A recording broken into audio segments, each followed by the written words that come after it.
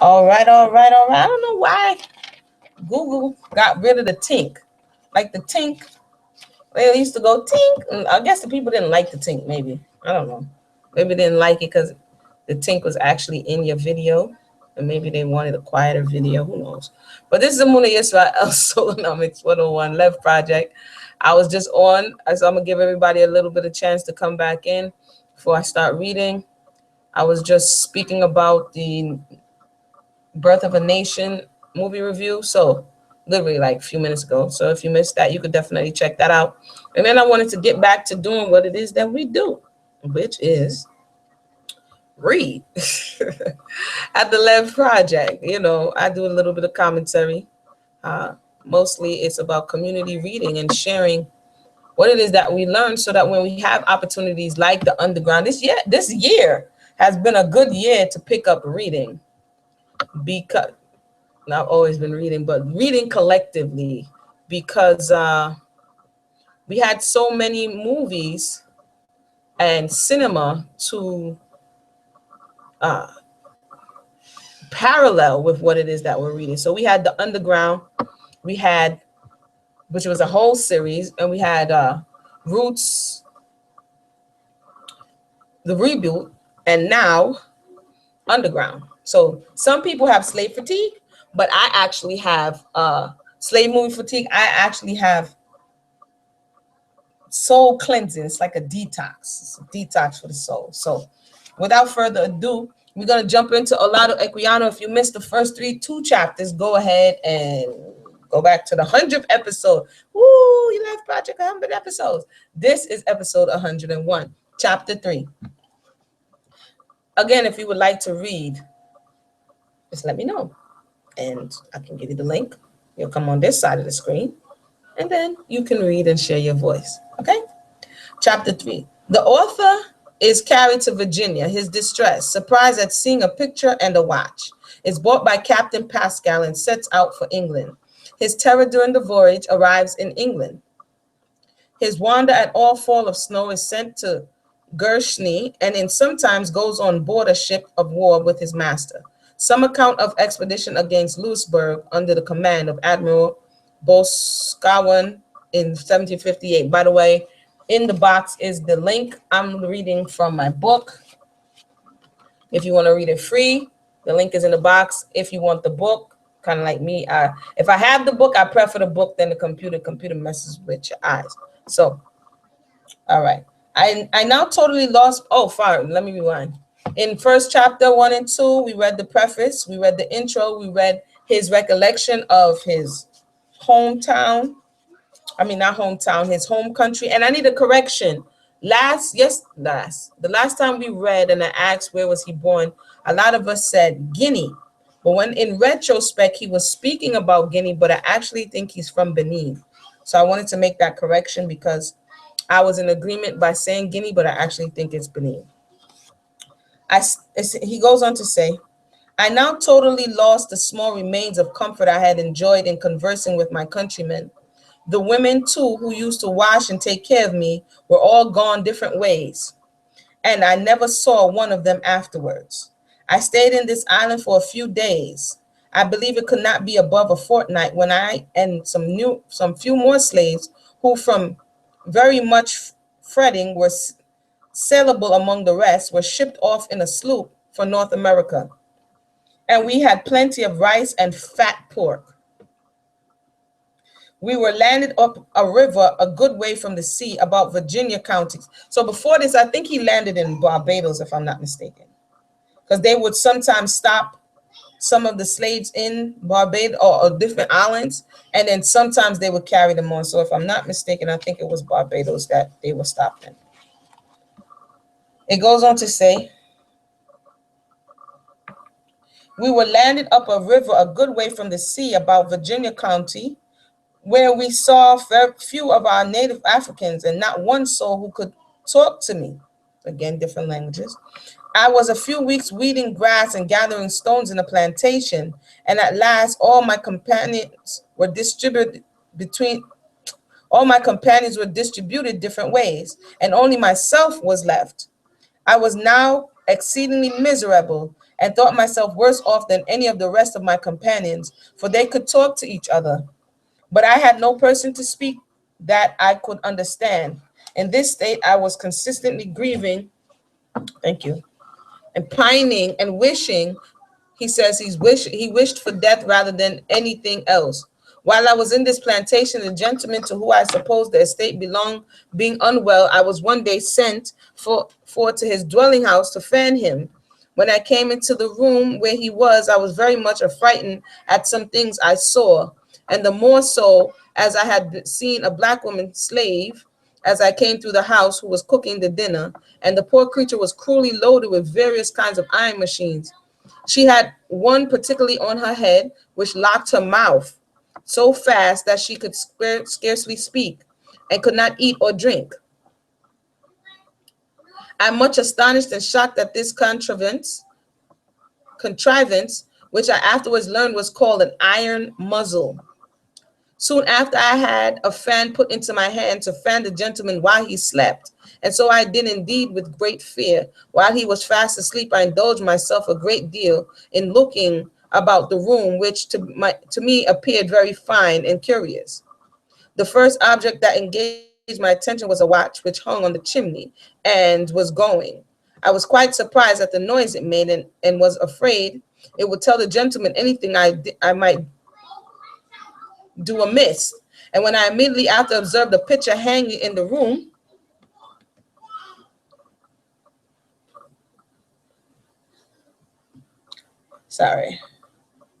which appeared constantly to look at me, I was still more affrighted, having never seen such things as these before. At one time, I thought it was something relative to magic, and not seeing to move, I thought it might be some way the whites had to keep their great men when they died, and offer them libations as we used to do to our friendly spirits, he says. In this state of anxiety, I remained till my master awoke, when I was dismissed out of the room, to my no small satisfaction and relief, for I thought that these people were all made up of wonders. In this place, I was called Jacob, but on board this African snow, I was called Michael or Michael, and it's very funny that they called him Jacob, but more than that, that your name, which is your identity, and that's the end of chapter 1 or section 1. Your name, that which is your identity, gets changed on a whim. And so literally you don't know if you're coming or going, because today you may be named Mary, and when you go up the road your name is changed to Dottie. You understand? And then that doesn't mean anything, and then you go to another person and they change your name to Ruth. And this is the kind of thing, this is the kind of spiritual instability that was taking place. Let me continue. Section 2, chapter 3. I had been some time in this miserable, forlorn, and much dejected state without anyone to talk to, which made my life a burden, when the kind and unknown hand of the Creator, who is every deed leads the blind in a way they know not, now began to appear to my comfort. For one day the captain of a merchant ship called the Industrious Bee came on some business to my master's house. The gentleman, whose name was Michael Henry Pascal, was a lieutenant in the Royal Navy, but now commanded his trading ship, which was somewhere in the confines of the county many miles off. While he was at my master's house, it happened that he saw me and liked me so much that he made a purchase of me. I think I had often heard him say he gave 30 or 40 pounds sterling for me. The exact sum I do not know, or I do not remember. However, he met me for a present to some of his friends in England, and I was sent accordingly from the house of my then master, one Mr. Campbell, to the place where the ship lay. I was conducted on horseback by an elderly black man, a mode of traveling which appeared very odd to me. When I arrived, I was carried on board a fine large ship loaded with tobacco, etc., and just ready to sail for England. I now thought my condition much mended, having sails to lie on, and plenty of good victuals to eat, and everybody on board used me very kindly, quite contrary to what I had seen of any white people before. I therefore began to think that they were not all the same disposition. A few days after I was on board, we sailed for England. I was still at loss to conjecture my destiny. But by this time, however, I could smatter a little imperfect English, and I wanted to know as well as I could where we were going. Some of the people on the ship used to tell me they were going to carry me back to my own country, and this made me very happy. I was quite rejoiced at the idea of going back and thought if I should get home, what wonders I should have to tell. But I was reversed for another fate and was soon undeceived when we came within sight of the English coast. While I was on board of this ship, my captain and master named me Gustavus Vassa. There you go again. So his name is what was his name his parents gave him? He told us that. I have to go back and look. He told us his original name. Then he went to one place, they call him Jacob. They went to another place, they call him Michael. And now that he's on the ship and they call him Gustavus Vassa. I, at that time, began to understand him a little and refused to be called so, and told him as well as I could that I would be called Jacob. But he said I should not, and still call me Gustavus. And when I refused to answer to my new name, which at first I did, it gave me many a cough like boxer, cough in your head. So at length I submitted, and by it I had been known ever since. For those who just joined us, the link is in the box. We are reading chapter 3, section 2 of Olaudah Equiano. So he says, so at length I submitted, and by it I had been known ever since.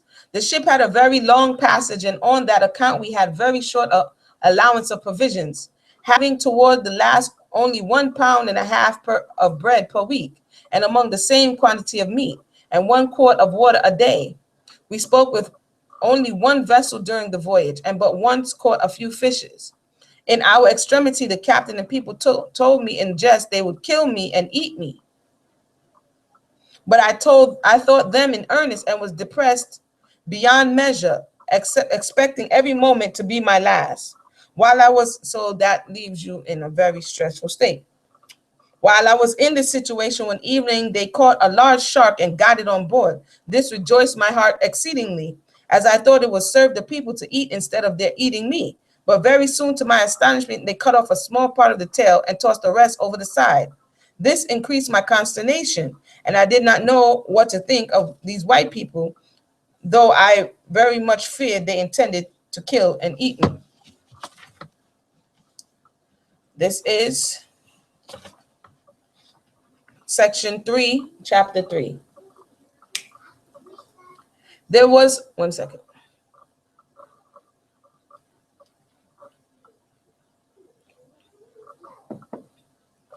There was on board the ship a young lad who had never been at sea before, about 4 or 5 years older than myself. His name was Richard Baker. He was a native of America, had received an excellent education, and was of most amiable temper. Soon after I went on board, he showed me a great deal of partiality and attention. In return, I grew very fond of him, which at length became inseparable. And for the space of 2 years, he was of great use to me, and was my constant companion and instructor. Although this dear youth had many slaves of his own, yet he and I have gone through many sufferings together on shipboard, and have many nights lain in each other's bosoms when in great distress. Thus, such a friendship was cemented between us, as we cherished till his death, which to my grief happened in the year of 1759. When he was up in Archipelago, I believe, on board His Majesty's ship, the Preston, an event which I never ceased to regret, as I lost at once a kind interpreter, an agreeable companion, and a faithful friend, who at the age of 15 discovered a mind superior to prejudice, being not ashamed to notice, to associate with, and to be friend and instructor of one who was ignorant, a stranger, and a slave. My master had lodged in his mother's house in America. He respected him very much, and made him always eat with him in the cabin. He used often to tell him jocularly that he would kill and eat me, jocularly. Sometimes he used to say to me, the black people were not good to eat, and asked if we did not eat people in my country. I said no. Then he said he would first kill Dick, as he called him, and afterwards me. Though that's a joke. Though his hearing relieved my mind a little as to my myself, I was alarmed for Dick, and whenever he was called, I used to be very much afraid he was going to be killed, and I would peep and watch to see if they were going to kill him, nor was I free from consternation till we made the land.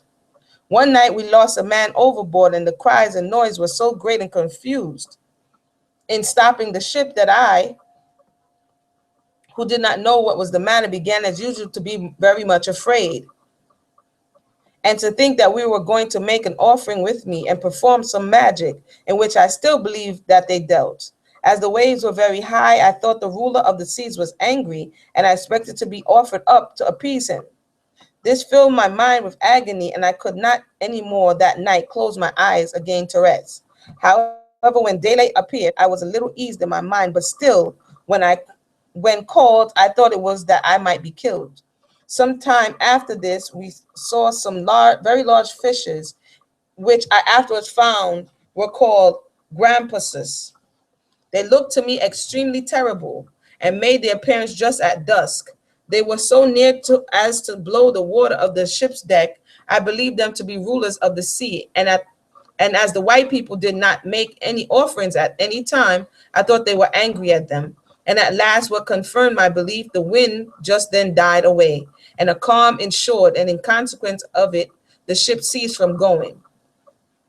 I suppose that the fishes had performed this, and hid myself in the fourth part of the ship, through fear of being offered up to appease them, every minute peeping and quaking. But my good friend Dick came shortly to me, and I took an opportunity to ask him, as well as I could, what these fishes were.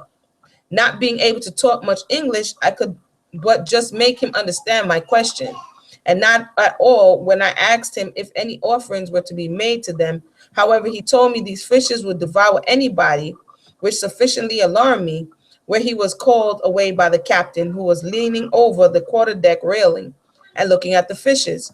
And most of the people were busied in getting a barrel of pitch to light for them to play with. The captain now called me, having learned some of my apprehensions from Dick, and having diverted himself and others from some time with my fears, which appeared ludicrous enough in my crying and trembling, he dismissed me. The barrel of the pitch was then lightened and put over the side of into the water. By this time it was just dark, and the fishes went after it, and to my great joy I saw them no more. So we're going on to section 4 of chapter 3 in Olaudah Equiano. What's interesting is he's a chiefman's son, and he didn't stay long in, I don't know what happens after this, but he didn't stay long in slavery. Although he was kidnapped, although he was brought to the Caribbean, he didn't stay long there. And then he was brought to America, and he didn't stay long there. So not everyone who came across stayed in servitude. Not everyone stayed a slave. Again, this is why it's very interesting to shed some light on a lot of misnomers. His original name is Olaudah, son of Lewi. Yeah, I believe so. Or maybe I'm bugging out, right? That's what I thought. I thought that, sometimes they give another name, and I know we read it along the way, but I think you're right. And then now you see how many different names they're trying to give him. So let's continue. I wasn't looking on that side. I'm going to come over this side now. All right. However, section 4. However, all my alarms began to subside when we got sight of land. And at last the ship reached Falmouth after a passage of 13 weeks. So that's 3 months. Every heart on board seemed gladdened on our reaching the shore, and none more than mine. The captain immediately went on shore and sent on board some fresh provisions, which we wanted very much. We made good use of them, and our famine was soon turned into feasting almost without ending. It was about the beginning of spring, 1757, when I arrived in England, and I was nearly 12 years of age at the time. Hold up. He's 12. I gotta do my fact checking. I'll do it after. Because he's 12. He didn't spend no time in servitude. And it's funny, like I said, he's a chiefman's son. And what he described was, like we know today, a lot of Igbos understand that they're Hebrew. And we read the chapter earlier on that he was, or identified that a lot of the customs were Hebrew, and he's 12. I think he was 11 when he got captured. I have to go back and fact check. But that would mean he didn't spend much time. Let's continue. I was very much struck, and with the buildings of pavements on the street in Falmouth, and indeed every object I saw filled me with fresh surprise. One morning when I got upon deck, I perceived it covered all other with the snow that fell overnight, as I had never seen anything of that kind before. I thought it was salt, so I immediately ran down to the mate and desired him, as well as I could, to come and see how somebody in the night had thrown salt all over the deck.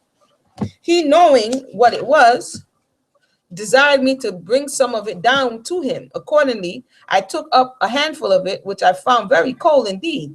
And when I brought it to him, he desired me to taste it. I did so and was surprised above measure, and then asked him what it was. He told me it was snow, but I could not by any means understand him. He asked me if we had such thing in our country. I told him no. I then asked him the use of it and who made it. He told me a great man in the heavens called God. But here again I was to all intents and purpose at loss to understand him, and the more so when a little after I saw the air fill with it in a heavy shower which fell down on the same day. After this I went to church, and having never been at such a place before, I was again amazed at seeing and hearing the service. I asked all I could about it, and they gave me to understand it was worshiping God who made us all and all things.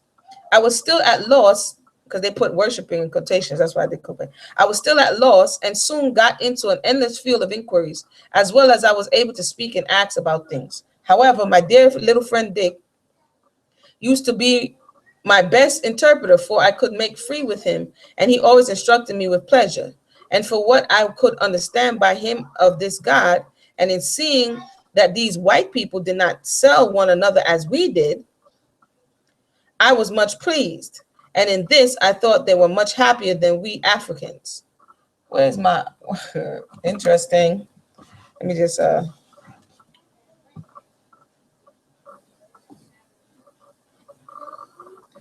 but he says, I was astonished at the wisdom of the white people in all things which I beheld, but I was greatly amazed at their not sacrificing nor making any offerings, and that they're eating with unwashed hands and touching the dead. I also could not help remarking the particular slenderness of their women, which I did not at first like, and I thought them not so modest and shamefaced as the African women. I had often seen my master and Dick employed in reading, and I had a great curiosity to talk to the books, as I thought they did, and so to learn how all things had a beginning. For what purpose I have often taken up a book and talked to it, and then put my ears to it when alone, in hopes it would answer me. And I have been very much concerned when I found it remained silent. So he's being very interesting right now as he's culture shocked into a world. For those who just joined us, we are on chapter 3 right about now, section 5. Olaudah Equiano is culture shocked into a world where everything looks different, from the snow to understanding books, etc., etc. So we're going to keep moving through here. Section 5. My master lodged at the house of the gentleman in Falmouth. So basically he was kidnapped from Africa, taken to, if I'm not mistaken, Barbados for a short period of time. Then took him from Barbados. They took him to America. He didn't stay long there. Now he's 12 years old and he's in England. My master lodged at the house of a gentleman in Falmouth who had a fine little daughter about 6 or 7 years of age. And she grew prodigiously fond of me, in so much that we used to eat together and had servants to wait on us. I was so much caressed by this family that it often reminded me of the treatment I had received from my little noble African master.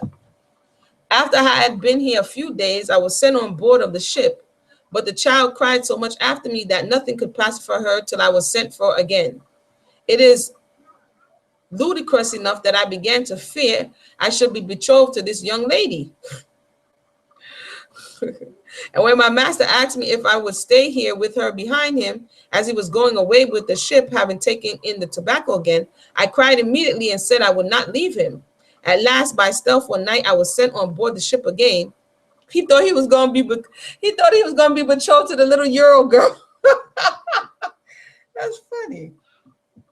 At last, by stealth, one night I was sent on board the ship again, and in a little time sailed for Guernsey, where she was in part owned by a merchant, one Nicholas Dolberry. As I was now amongst the people who had not their faces scarred, like some of the African nations where I had been, I was very glad at my not having permitted them to ornament me in that manner. When we arrived at Guernsey, my master placed me to board and lodge with one of his mates who had a wife and family there. And some months afterwards, he returned to England and left me in the care of his mate together with my friend Dick. This mate had a little daughter aged about 5 or 6 years. With her, I used to be much delighted. I had often observed that when mother washed her face, it looked very rosy, but when she washed mine, it did not look so. I therefore tried oftentimes myself if I could not by washing my face of the same color as my little playmate, Mary, but it was all in vain. So he was trying to wash off his skin, really.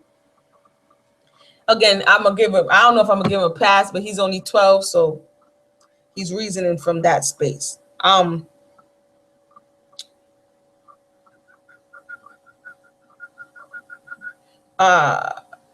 But it was in vain, and I then began to be mortified at the difference in our complexion. So now he's self-aware.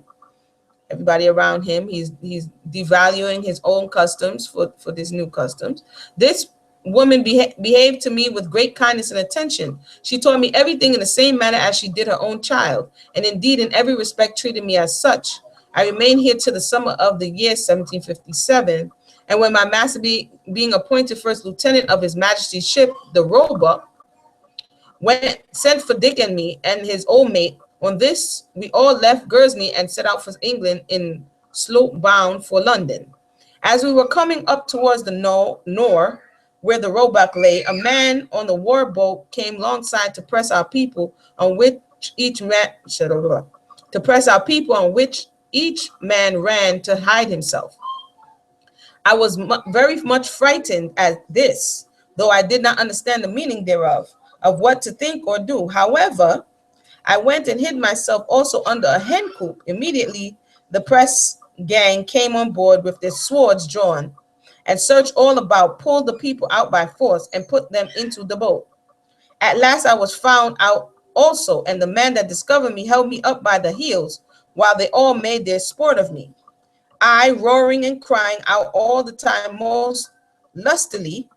But at last the mate, my conductor, seeing this, came to my assistance and did all that he could to pacify me, but all to very little purpose till I had seen the boat go off.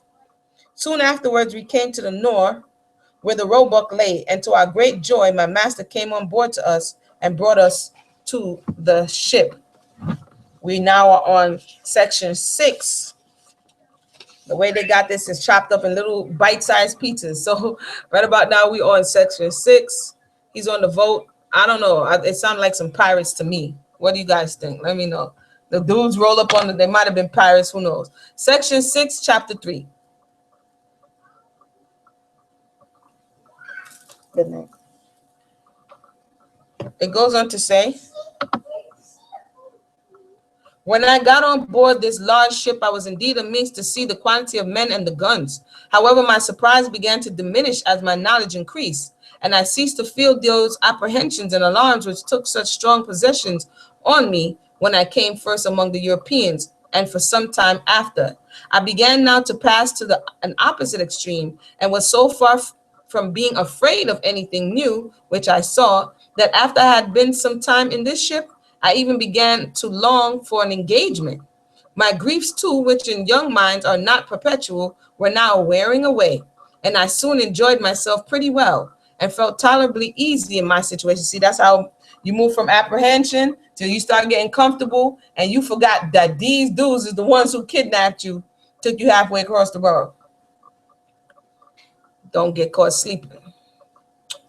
There was a number of boys on board, and this made it still more agreeable being constantly together and spending a great part of time in play.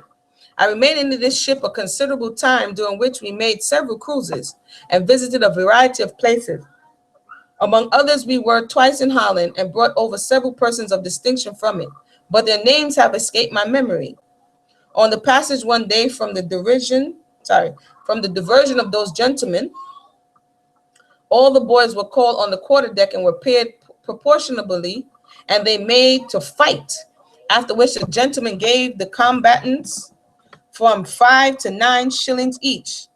This was the first time I ever fought with a white boy, and I never had a bloody nose before. This made me fight most desperately, I suppose considerably more than an hour, and at last, both of us being tired, we were parted. I had a great deal of this kind of sport afterwards, in which the captain of the ship's company used very much to encourage me. So now they're using him for entertainment, right? Sometime afterwards, the ship went to LEV in Scotland, and from thence to Orkneys, where I was surprised at seeing scarcely any night. From whence or thence we sailed with great fleet full of soldiers for England. All this time we had never come to an engagement, though frequently cruising off the coast of France, during which we chased many vessels and took in all 17 prizes. I had been learning many of the maneuvers of the ship. Are they pirates? What prize is he talking about? Anyway, I'm sorry. Of the ships during our cruise, and I was several times made to fire the guns. One evening off Havre de Grace, just as it was growing dark, we were standing offshore and met with a fine French-built frigate. We immediately got all things ready for fighting, and I now expected I should be gratified in seeing an engagement which I had long so wished for in vain. But the very moment the word of command was given to fire, we heard those on board the other ship cry, "Haul down the jib!" And in that instant, she hoisted English colors. There was instantly with us an amazing cry of "Avast!" or "Stop firing!" And I think 1 or 2 guns had been left off. But happily they did no mischief. We had hailed them several times, but they not hearing, we received no answer, and that caused us to fire. The boat was then sent on board of her, and she proved to be ambuscade man of war, to my no small disappointment. We returned to Portsmouth, mouth, without having been in any action, just at the trial of Admiral Byng, who I saw several times during it, and my master having left the ship and gone to London for promotion. Dick and I were part of the board of the savage sloop of war to assist in bringing off the St. George man of war, and had run ashore somewhere on the coast. After staying a few weeks on board the Savage, Dick and I were sent on shore at Deal, and remained there till my master sent for us to London, the place I had long desired exceedingly to see. We were therefore both with great pleasure got into wagon and came to London, where we were received by Mr. Gurin, a relation of my master. This gentleman had 2 sisters, very amiable ladies. They took much notice and great care of me. All right, this is in the year 1757. So you have a black, quote unquote, black captured individual. Everybody had different fates, going off to be taken into slavery. And he's hoping for action on ships, traipsing around the European Sea or wherever he is. Okay, we're up to section 7, chapter 3. So we're going to finish out chapter 3. If you have any questions or comments, feel free to share. All right. Though I had desired so much to see London, when I arrived in it, I was unfortunately unable to gratify my curiosity. For I had at this time, what is this? Chilblains to such a degree, chilblains, that I could not stand for several months, and was obliged to be sent to St. George Hospital. There I grew so ill that the doctors wanted to cut my leg off at different times, apprehending a mortification, but I always said I would rather die than suffer it. And I thank God I happily recovered without the operation. After being there several weeks, and just as I had recovered, the smallpox broke out on me, and so that I was again confined, and I thought myself now particularly unfortunate. However, I soon recovered again, and by this time, my master, having been promoted to the first lieutenant of the Preston man of war of 50 guns, then knew that for Dick and I went on board her, and soon after sailed for Holland to bring over the late Duke of Cumberland of England. Oh, 1750. This is before the Revolutionary War. Okay, so this will explain the back and forth. Okay, let me continue. When is the Revolutionary War, everybody? When did they break off from England? In a bloody revolution. When was that? While I was in this ship, an incident happened, which, though trifling, I beg leave to relate, as I could not help taking particular notice of it, and considered then as a judgment of God. One morning, a young man was looking up to the foretop, and in a wicked tone, comment on ship, D, he puts D, his eyes about something. Just at the moment, some small particles of dirt fell into his left eye, and by the evening, it was very much inflamed. The next day, it grew worse, and within 6 or 7 days, he lost it. From this ship, my master was appointed a lieutenant on the board Royal George. When he was going, he wished me to stay on board the Preston to learn the French horn. But the ship being ordered for Turkey, I could not think of leaving my master, to whom I was very warmly attached. And I told him if he left me behind, it would break my heart. This prevailed with him to take me with him, but he left Dick on board, whom I embraced at parting for the last time. Oh, see, he escaped his death. The Royal George was the largest ship I had ever seen, so that when I came on board of her, I was surprised at the number of people, men, women, and children of every denomination and description, and the largest of guns, many of them also of brass, which I had never seen before. Here were also shops or stalls for every kind of goods, and people crying their different commodities about the ship. As in a town, to me it appeared a little world, into which I was again cast without a friend, for I had no longer my dear companion, Dick. We did not stay long here. My master was not many weeks on board before he got an appointment to be 6th lieutenant of Namur, then the Spithead, fitting up the Vice Admiral Boscawen, who was going with a large fleet on an expedition against Louisborough.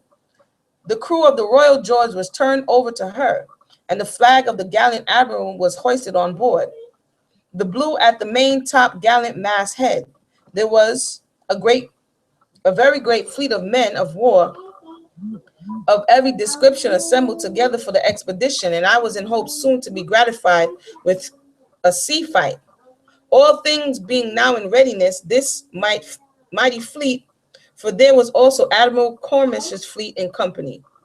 So was he in the army? Okay, maybe he wasn't a pirate. Maybe I was ODing. I'm still trying to figure out what the captain is doing, jumping from ship to ship.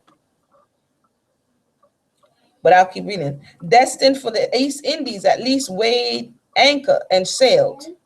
The two fleets continued in company for several days, then parted. Admiral Cornish and Lennox, having first saluted our admiral in Namur, which he returned. We then steered for America. But by contrary winds were driven to Tenerife, where I was struck with its noted peak. Its prodigious height and its form, resembling a sugar loaf, filled me with wonder. We remained in sight of this island some days and then proceeded for America, which we soon made and got into a commodious labor called St. George in Halifax. Here we had fish in abundance and all other fresh provisions. We were here joined by different men of war and transport ships with soldiers, after which our fleet being increased to... How did he go from... Something strange about this. How did he go from England to America and not... I'll continue.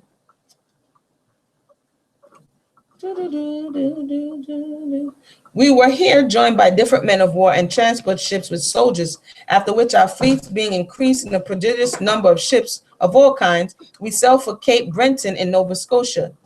We had the good and gallant General Wolfe on board our ship, whose affability made him highly esteemed and beloved by all the men.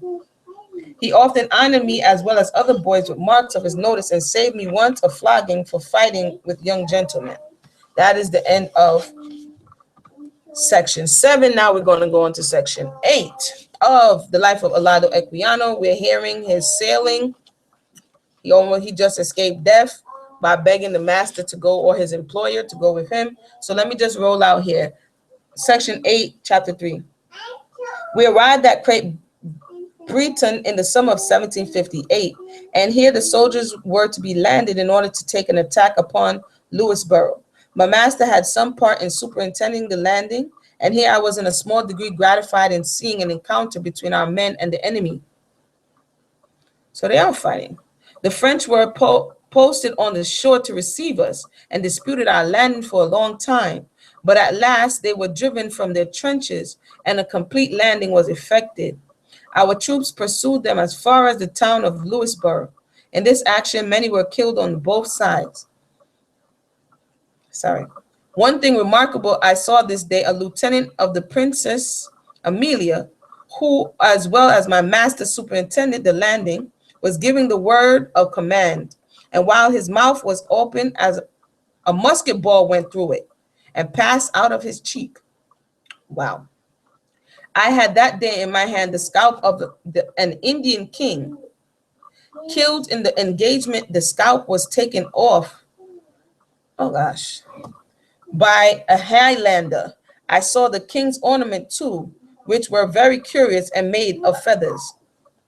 Our land forces laid siege to the town of Louisburg,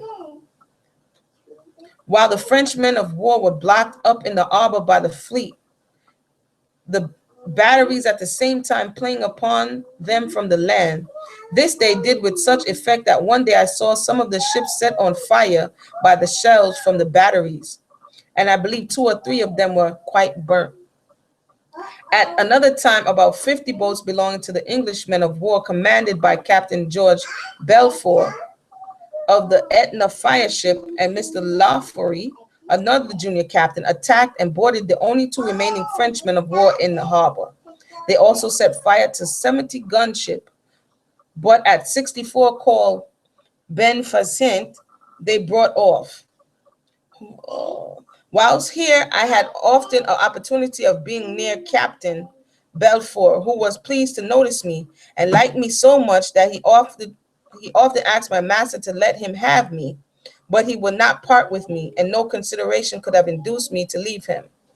At last, Louisburg was taken, and the Englishmen of war came into the harbor before it, to my very great joy, for I had now liberty of indulging myself, and I went often on shore. When the ships were in harbor, we had the most beautiful procession of the water I ever beheld. All the admirals and captains, full dressed in their barges and ornamented with pendants, came along the Namur. The vice admiral, they went on shore in his barge, followed by the other officers in order of seniority, to take possession of the town and fort. Sometime after, the French governor, his lady, and other persons of note came on board our ship to dine. On this occasion, our ships were dressed with colors of all kinds, from the top gallant mast head to the deck, and this with firing guns formed a most grand and magnificent spectacle. This is a much different story. This is a real different story. What do you guys think? Let me see here. These European men found in him a certain amount of favor. He was a little boy. This don't sound good for me. Yeah, I'm still trying to get to the, again, the language, the language is different from today. So I try not to put our modern language, for me, when I'm reading, I'm like, that sounds strange, but I'm trying to give it the benefit of the doubt that the vernacular of the day is a bit different. And certain words have been, let me just say, for lack of a better word, smuttified. Certain words have been smuttified. So I'm trying to get the context here, that because again, he didn't go into a level of servitude. He's on warships.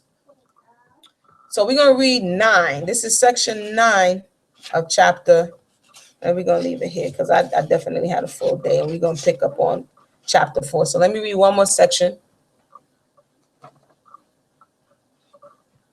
LEV project. What's this? A 0. A 0. Oh, 101. My daughter drew me a congratulations. LEV project, 101 episode. Thank you, Shiloh. You're welcome, Mom. All right, let mommy finish this one last thing here. Okay. The babies are laying down. Mm-hmm. All right. As soon as everything, this is 9, section 9. As soon as everything here was settled, Admiral Boscawen sailed with part of the fleet from England. Now you got me thinking, sis. Let me try to focus. Sailed with part of the fleet from England, leaving some ships behind with Rear Admirals Sir Charles Hardy and Durwell. It was now winter, and one evening during our passage home about dusk, being in the channel, our near surroundings, and beginning to look for land, we described 7 sail of large men of war standing offshore. Several people on board of our ship said, as the 2 fleets were in 40 minutes from the first sight, within hail of each other, that they were Englishmen of war, and some of our people even began to name some of the ships.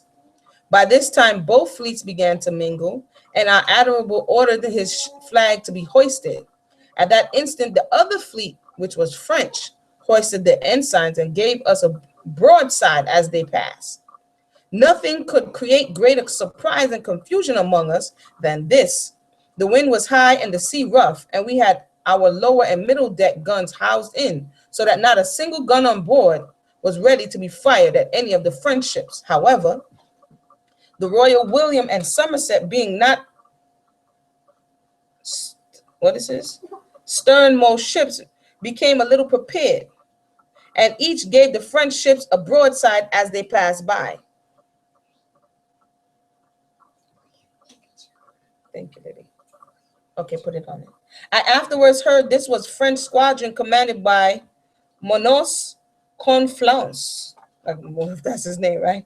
And certainly had the Frenchmen known our condition and had a mind to fight us, they might have done us great mischief.